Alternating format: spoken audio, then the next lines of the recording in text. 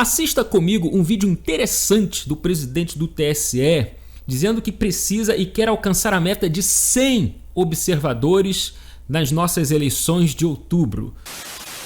Nossa meta é ter mais de 100 observadores internacionais durante o processo eleitoral no Brasil.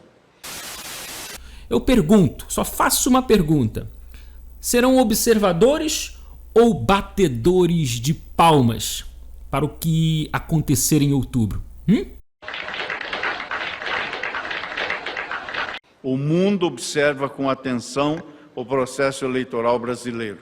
Não, primeiro, esse cara ainda não aprendeu a falar por conta própria, sem papel. Esse estilo Dilma Rousseff de fazer pronunciamento, eu não gosto. Parece que alguém mandou ler. Gente, se eu tenho uma ideia, se eu tenho uma sugestão, uma proposta, uma regra para passar, eu falo, com as minhas palavras.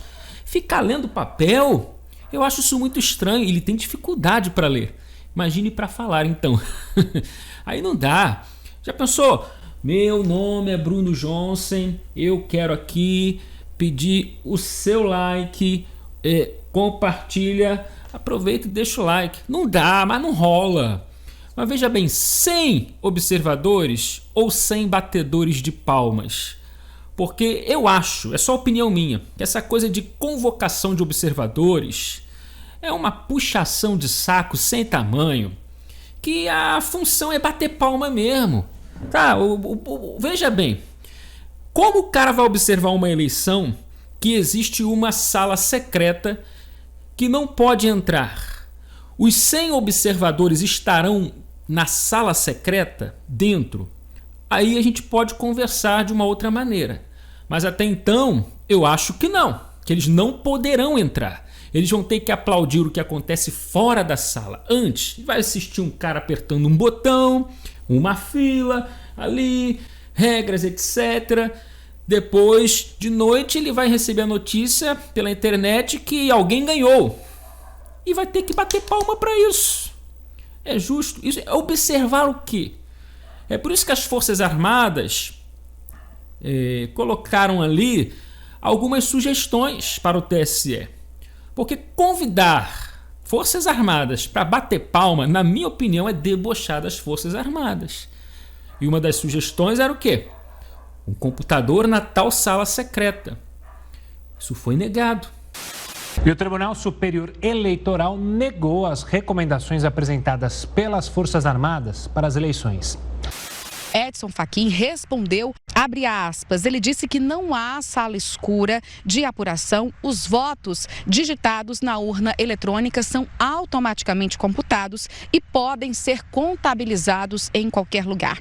Que nunca foi constatada qualquer irregularidade nas auditorias feitas nas urnas. Alguém alguma vez já conseguiu fazer uma auditoria começo, meio e fim no sistema eleitoral brasileiro, nas urnas eletrônicas brasileiras? Não, eu acompanho, eu tento fazer esse procedimento de auditoria desde o ano 2002. Todo o trabalho que a gente tenta fazer é bloqueado pelas recomendações ou pelas resoluções que a Justiça Eleitoral impõe. Então a conclusão é que não dá para concluir nada. Então, outra coisa, eu não vou estender muito esse vídeo. Essa puxação de saco, digamos assim, de observadores.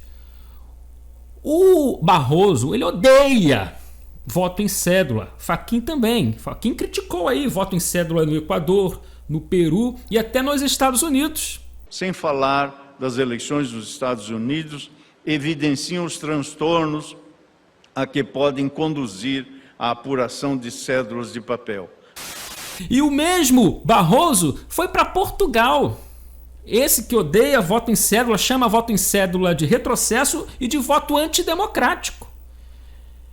E aplaudiu a eleição de Portugal, que é feita com cédula. Em Portugal, como observador das eleições, vi um show de organização e democracia. Pesquisas indicavam empate técnico, mas o Partido Socialista obteve maioria absoluta. Ninguém questionou o resultado. Um exemplo de respeito e civilidade para o mundo? Ninguém quem? Fica a pergunta. Porque o primeiro a questionar tinha que ser ele. Questionar por que não usa urna eletrônica igual no Brasil? E sim esse modelo antigo, passível de fraude? Ou seja, não é puxação, não é convidado para bater palmas apenas, como ele bate palmas e elogia um sistema que ele odeia, que ele chama de antidemocrático, de retrocesso. Isso não é observador. Ele vai lá puxar saco, ele vai lá bater palma em ponto final. Então, gente, essa história de observadores para mim é uma palhaçada, para mim, tá? Não sei para você. O que eu quero é transparência, o que eu quero é justiça, o que eu quero é saber se realmente o meu voto caiu no candidato que eu votei, e eu não posso. A primeira barreira é a do detector de metais. Em seguida, é preciso passar pela roleta com acesso por crachá. Logo na esquina fica a sala AA06. Um segurança tinha ordem para não deixar o posto sob hipótese alguma. Vigilância permanente da seção de processamento de eleições do TSE, o lugar que guardava o segredo que todos queriam saber. A emoção da contagem voto a voto foi um privilégio para poucos. E, se me proibirem de criticar a urna eletrônica, eu tenho dito aqui. Eu tenho uma estratégia, mas vou colocar aqui um vídeo que eu coloquei nas minhas redes sociais. E vou encerrar aqui. Peço o seu like, peço o seu comentário. Compartilhe o vídeo se possível. Vou deixar você aí com um recado do nosso amigo Bruno Johnson. Vai lá, xará!